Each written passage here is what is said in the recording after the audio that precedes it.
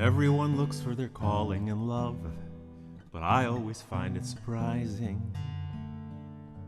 the way people say that they're falling in love when I always felt I was rising,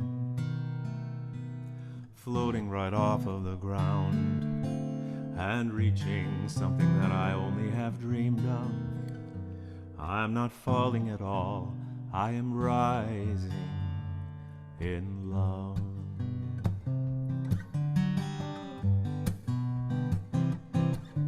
And everyone talks about tying the knot, but I have a hard time agreeing with the way that we bind up the love that we've got, when the feeling of love should be freeing, lifting each other up instead of giving one another a shove. We won't be falling at all, we'll be rising in love.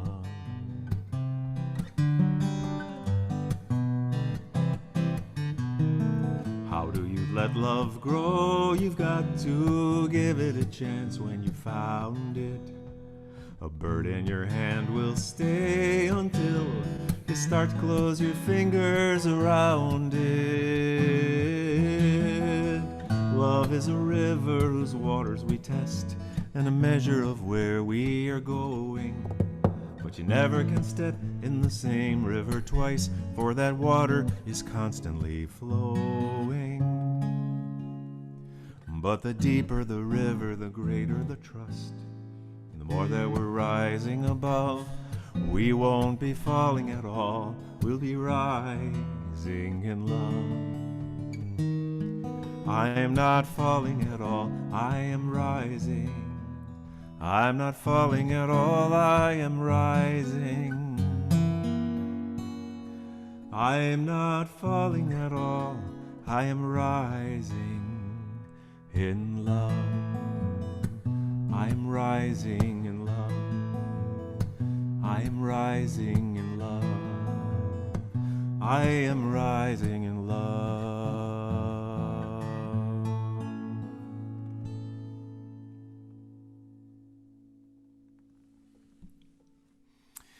And that kind of sets the tone for this morning's time together. Thank you, Audrey, for the lovely introduction. Appreciate that very much. I remember the song Rising in Love. I wrote that a long time ago. It's the title song of my first album, and that was 15 albums ago. And I played that at a little coffee house outside of Philadelphia. This had to go back to somewhere in the 1990s. And a fellow came up to me after the coffee house, which I believe was held in the basement of a Unitarian Universalist church, as many coffee houses are. So I'm just happy today that I'm playing at sea level, for example, so I know that things are on an upward turn for me.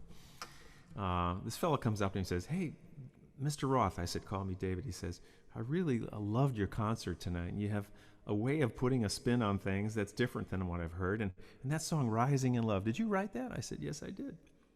And he said, "Well, here's the thing. I'm organizing a conference for 600 psychotherapists in Philadelphia, and I'd like to hire you to come and play your songs throughout the conference. I think these psychotherapists would benefit from hearing these different perspectives, and I'd like you to start the very first session with all 600 of them by playing Rising in Love." I said, "Absolutely. Sounds great, Bob." We've become friends over the years to this day. So there I am in front of 600 psychotherapists, and I played that song on the plenary session Saturday morning, and standing ovation. Really, people really responded to it proudly. And at the mid-morning bagel break, that's what they have on the East Coast, as you guys know. You know, I've done these conferences in California, and when they take a break, they call it like a sprout moment or something like that. But at the mid-morning bagel break on the East Coast, a woman came up to me at my cassette table and said, "Mr. Roth." I said, "Call me David." She said, "That song you just sang, Rising in Love, did you write that?" And I said, "Yes, I did." She said, "Well, that's all very well and good, but the world really isn't like that." And inside I'm going, "Oh, really?"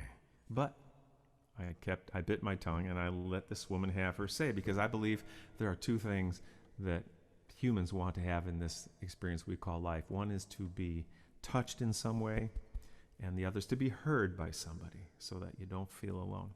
So I let her have her say. She continued, you know, I'm a psychotherapist, and I have a lot of clients with serious traumas, and I hope, are you playing more songs this weekend? She said, I hope the rest of your work doesn't reflect such a mindlessly optimistic point of view.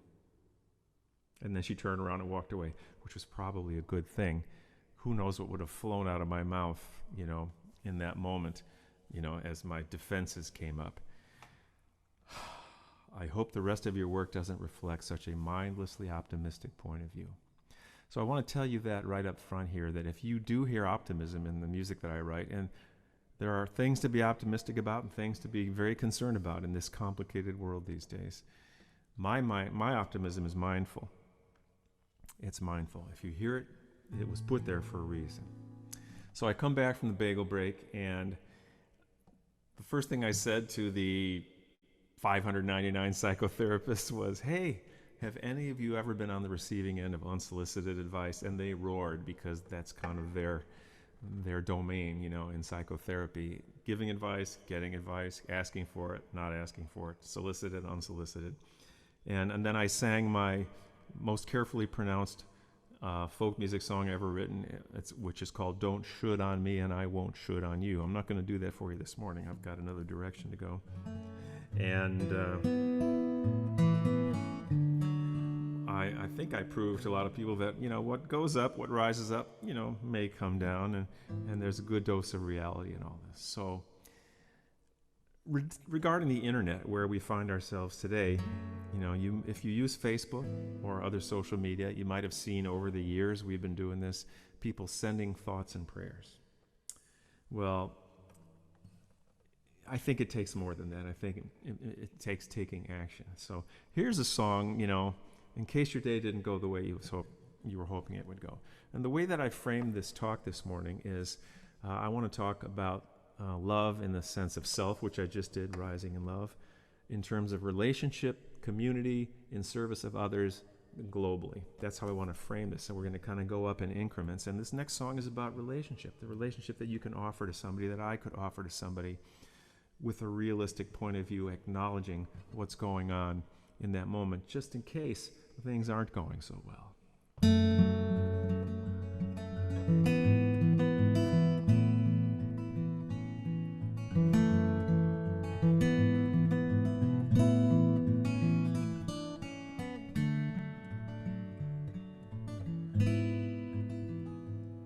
There are days that are simply not okay. You get out of bed, you're on your way. This is one of those. There are cheerleaders and those who'd pump you up with platitudes and words that don't mean much. Not much at all. Oh, my friend, I will meet you where you are. I won't throw flower petals on your wounded heart. If it's not okay, we won't pretend. But if it's not okay, it's not the end.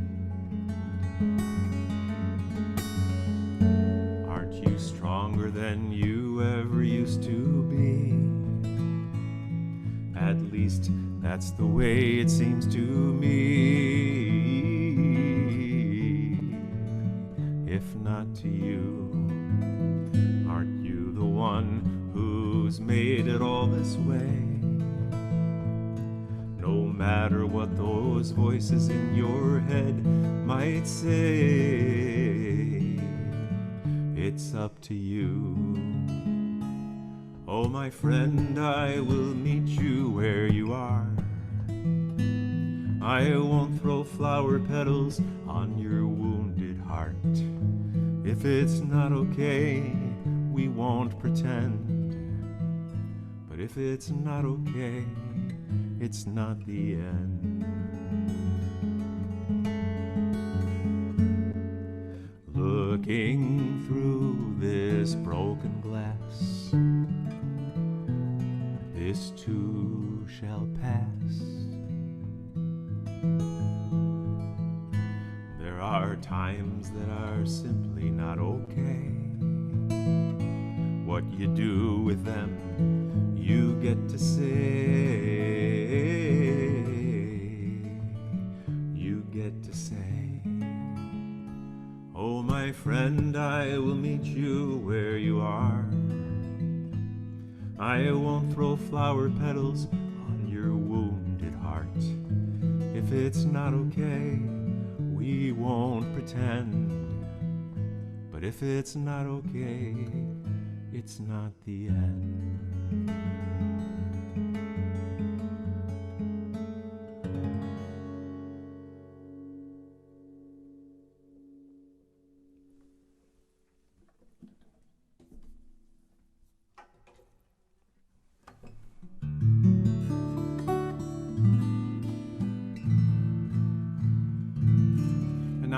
Songs about community, how a community can support its members with love. And this is an old song of mine, but I first heard this story at a conference in Florida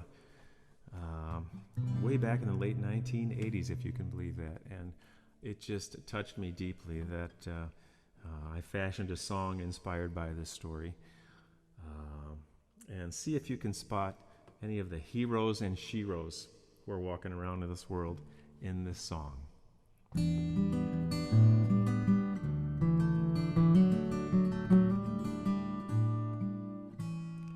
The athletes had come from all over the country to run for the gold, for the silver and bronze. Many the weeks and the months of their training, and all coming down to these games. The spectators gathered around the old field for cheering on all these young women and men. And the final event of the day was approaching. Excitement grew high to begin. The blocks were all lined up for those who would use them. The 100-yard dash was the race to be run. There were 9 resolved athletes in back of the starting line, poised for the sound of the gun.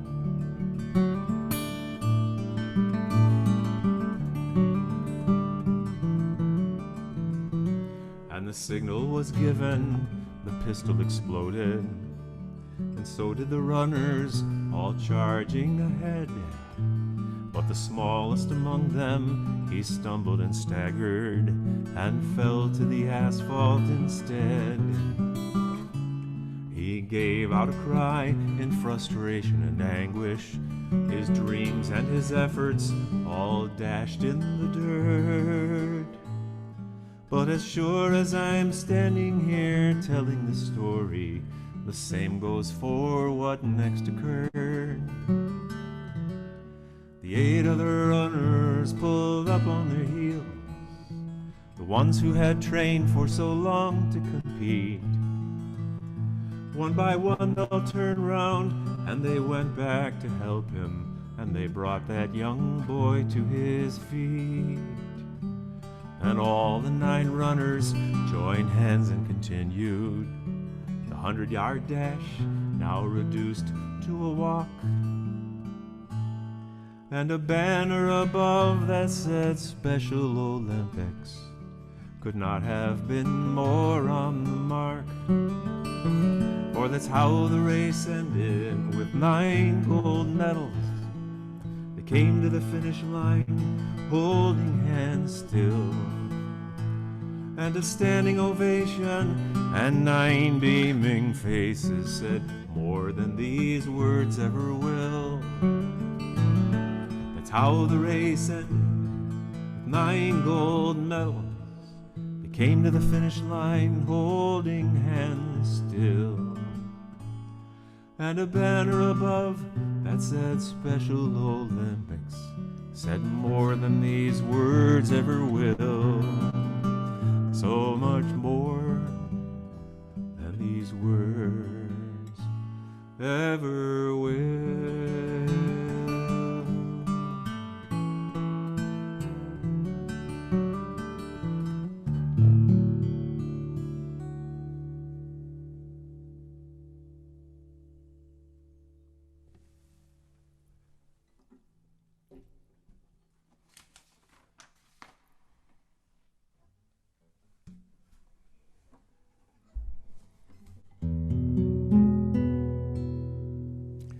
And this next short little song about how community supports one another. Isn't that a beautiful story? I just love that story. For me, it kind of redefines what the word special is, especially when it's attached to people. This next one is based on another true story, and I just heard about this a few months ago.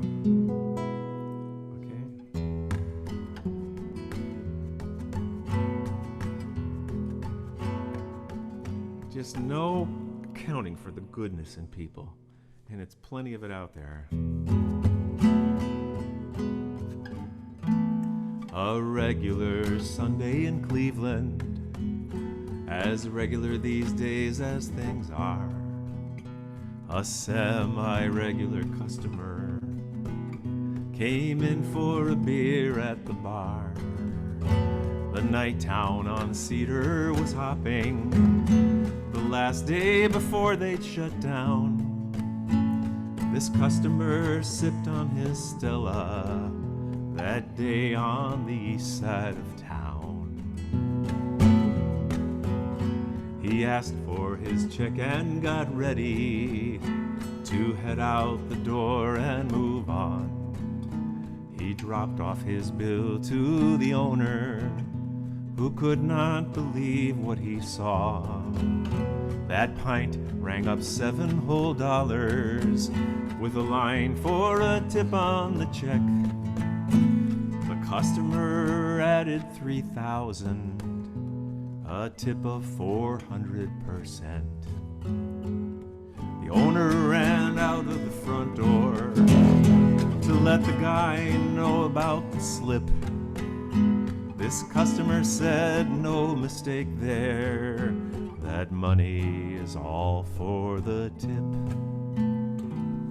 There were 4 people working that Sunday who all got an incredible lift in the form of some much needed money.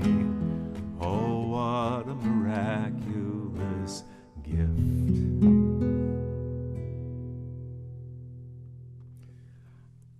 How about that? I mean, I'm always a 20% tipper, because I was a waiter and a busboy, and I worked in restaurants all the way through school. So even if I've gotten what I felt could have been better service from someone who might have been having a bad day, it's always 20%, because you never know somebody's story, what's going on for them or what's happened, and you just never know. So I like to err on the side of love and kindness. So that kind of covers the community aspect. The next aspect of love I like to address is in service of others.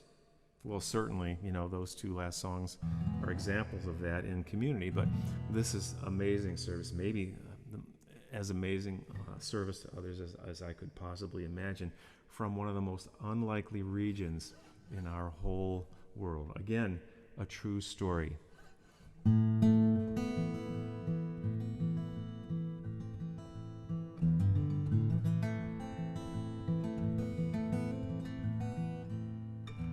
Ahmed had a plastic gun, a toy, that's all it was. He got it from his uncle one December just because. The older boys were rebels and he liked to play along. But one day he'd grow up to be as big and brave and strong. Israeli soldiers often searched the Jenin camps and towns. They were looking for insurgents, they were always cracking down. The residents resented these intrusions on their homes. The rebels fired rifles, the younger boys threw stones. One Thursday came another clash between these warring groups. Again the bullets, stones, and rocks, the rebels and the troops.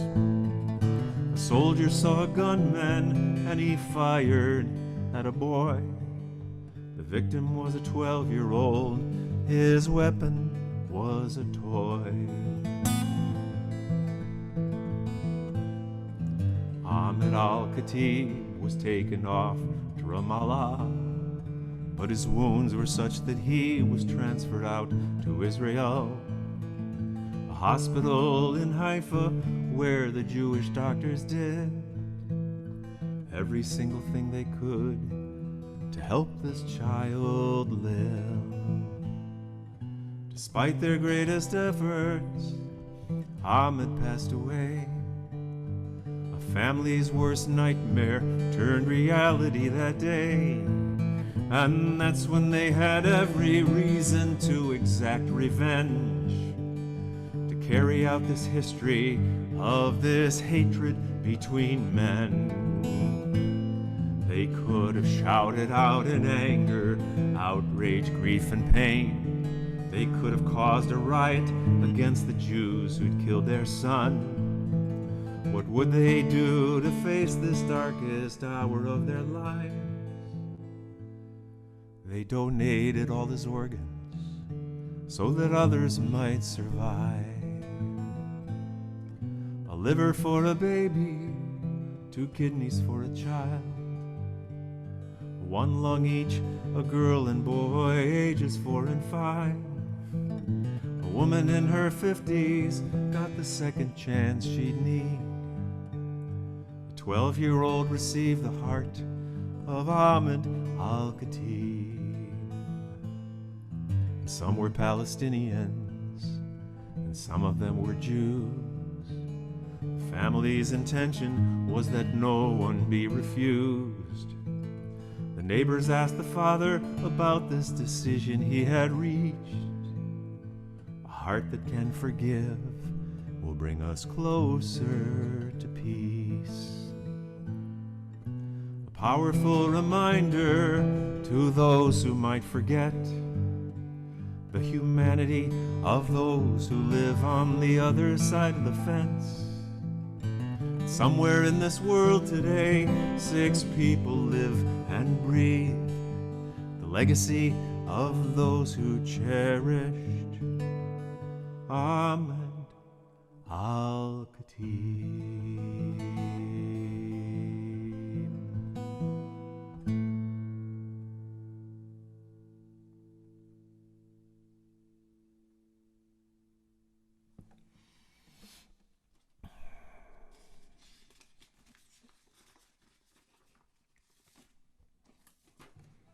Amazing story. And I'm told I played this song at a peace concert which featured Middle Eastern musicians and poets and from other countries a couple weeks ago. And I was informed that there's a movie about this story called The Heart of Jenin, Jenin. I'm going to look that up, which tells the story of Ahmed al-Khatib.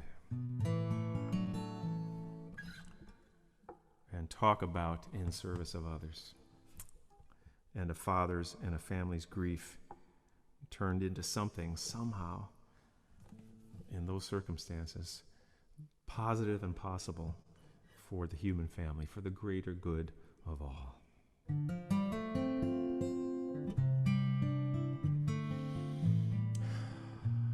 If you couldn't tell by now, these are the kinds of things that have inspired me to be a songwriter all these years. And this is over 3 decades I've been doing this job.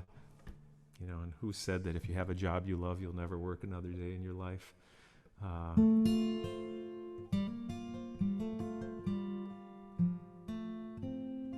So let's kind of put a bow tie on the sermon portion of this morning with something that talks about love in the global respect. And in order to do this, I'm going to go outside the Earth's atmosphere. Because in 2006 or so, I got a phone call right here at World Headquarters of David Roth Music, which is a tiny little bedroom in our house in Orleans, Massachusetts. And it went something like this. Hello, is this David Roth? I said, yes. She said, is this the David Roth? I said, well, probably not. Who are you looking for, lady? She said, well, I'm looking for the songwriter who wrote songs like Rising in Love and a whole list of others, you know, that sounded very familiar to me. And I said, well, yeah, that is me. This is David. Who am I speaking to? And she said, oh, David, I'm so happy I found you. And she introduced herself and said that she was calling from NASA's Goddard Space Center. And she said I've been a fan of yours for a long time, but I'm wearing my hat today as the coordinator for a speaker series here at the Goddard Space Center called the Exploring Leadership Colloquium. And it's always been my dream to have you come and sing your songs and tell your stories to the rocket science community.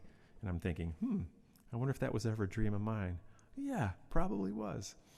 And she said, I'm wondering if you'd consider coming to do a 90-minute presentation about your life as an artist in this world. I bring people from all walks of life. I said, well, Gail, who else have you brought to the Exploring Leadership Colloquium? Well, she said, I've brought Supreme Court justices, senators, congressmen, cabinet members, Olympic champions, Tour de France champions, and ambassadors, and now I'd like to bring you. I said, sounds great. And as we talked, I got more and more excited, and I said, you know what, Gail? Maybe, we were talking about a year ahead of time because she was planning this way out. I said, maybe I'll write a new song for the occasion. And before I could finish saying the word occasion, she said, would you? I said, yeah, I figure I had a year. I could crank out a song in a year. And she says, we would be over the moon if you did that. And when they say that at NASA, that really has a different meaning altogether. I know you Florida people know, and those of you who go up and see those space launches. So she said, this is so exciting, David. Here's a link to the security links, and you got to go through some government clearance, and we're so excited. We'll be so excited to welcome you in the fall of 2007. So, weeks went by, and about 2 weeks before the engagement, the phone rings again. Hey, David.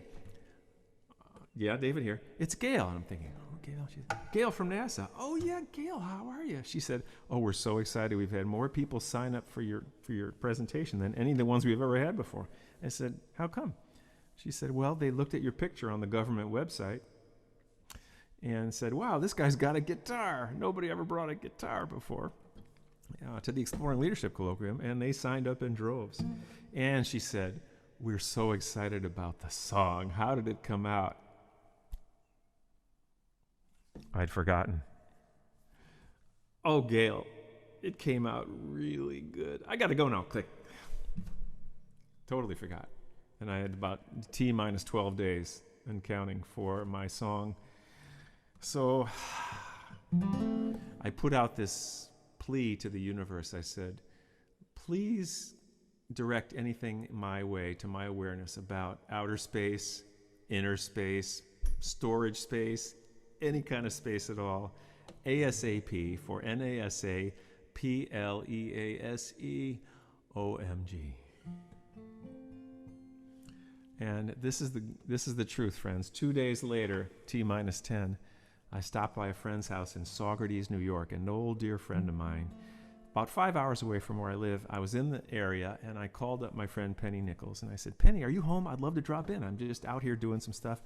Come on over, Dave. So I got to Penny's house in Saugerties, and I walked in the door. It was never locked. And she was in another room. She said, I'll be right out. Just make yourself at home. And inside her living room was a stack of newspapers about waist high on me. And I'm 6'2". It was about as high as my hand right here from the ground up. And on the top was a science section of the New York Times. And the headline blared this: A Brief History of the Space Program.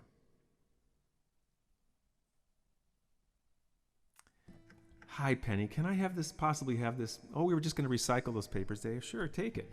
And when I devoured this 24-page science section of the New York Times about the history of the space program 10 days before my appearance at NASA, thank you, I realized that October of 2007 was the 50th anniversary of a very big extraterrestrial event that took place, the launching of Sputnik by the Russians. October 1957. And the reason this was such a big deal 50 years ago at the time was that when we woke up the next morning in the free world, we heard this ominous beep from outer space. And the Russians had launched a satellite. And everybody freaked out. NASA was in part created to develop a response from the rest of the world to this alien threat, death threat from outer space. And what it turned out to be was the Russians had launched a satellite, a little beeper, outside the Earth's atmosphere to see if we could receive the signal inside the atmosphere. that simple. It was probably a little transmitter they bought at Radio Shack-ski in Moscow or something. And that's all it was. But talk about a snowball turning into an avalanche. It started a space race that went on for 50 plus years, billions and billions of dollars, great discoveries, etc. So what got me about this story was that seed of paranoia and fear from the free world created such a huge tsunami, if you would, of reaction from that little act of the Russians to see if their transmitter would beat back into our atmosphere. And there was my song. So picture yourself at NASA on a chilly October morning, 2007, with your fellow rocket scientists. Take a look around now and say, give them a friendly but somewhat scientific smile. And I'm introduced, and unlike this morning where I've done a fair amount of talking, I don't do anything except I start saying a silent prayer that I can remember the words to a song I've just completed.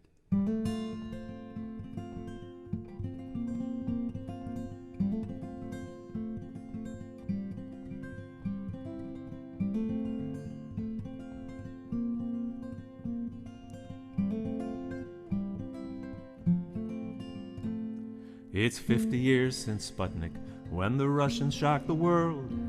With an orb and 2 antennae, Earth would never be the same. Fueling our worst fears that we'd be vulnerable and weak if we did not reply, we'd lose the game. So we got our act together, and Explorer 1 went flying, but not before the Russians sent a dog up into space. If I said I knew why they thought dogs should fly, I'd be lying. They were caught up in some kind of human's race, in a race to the furthest star, a race to the galaxies above. If a little bit of fear could go so far, imagine what a world could do with love.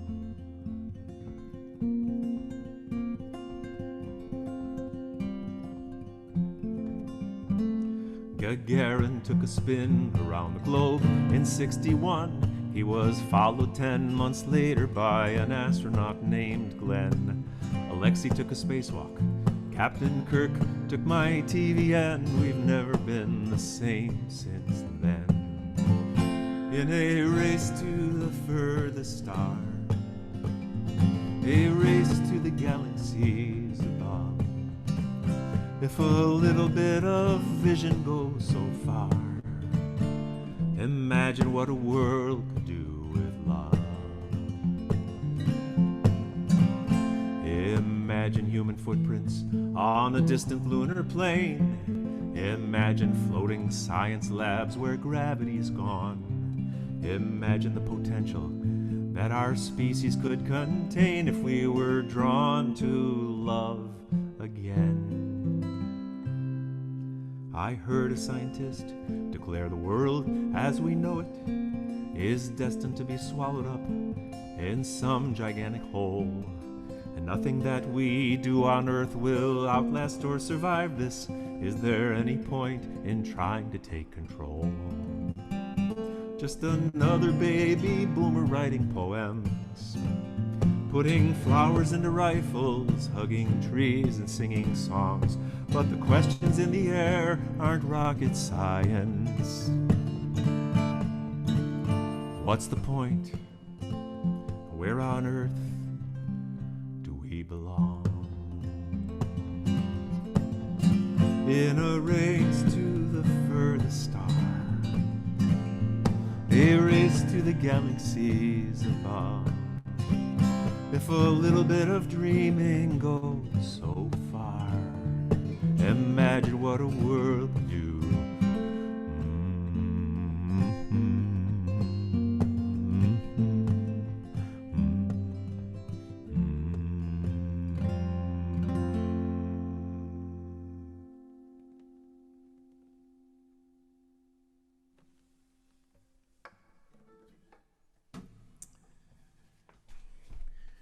And oh, they dug it at NASA. They did, to the point where 2 years later on the space shuttle Atlantis, which launched in 2009 to repair the Hubble telescope, that song of mine went up on the iPod of one of the astronauts who was leading the mission, and it circled the Earth. Rocket Science was played circling the Earth, the longest world tour on record.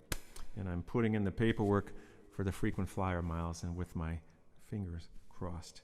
And finally, one of my songs had gone where my father, Irving Roth, my Russian immigrant Jewish father, who had always hoped his only son would become a lawyer or a doctor, and by the way, his other child, my older sister Deborah, was a Unitarian Universalist minister for 25 years. One of my songs had finally gone where my father thought they all belonged: outer space. So that's what I got to say about love this morning in all its forms: self, relationship, community, and service of others, and globally and extraterrestrially. And I want to give you the closing words before I play the postlude, my closing words, from Paulo Coelho de Souza, who you might recall wrote The Alchemist, a Brazilian novelist. His beautiful closing words for today that I found are these: when we love, we always strive to become better than we are. When we strive to become better than we are, everything around us becomes better too.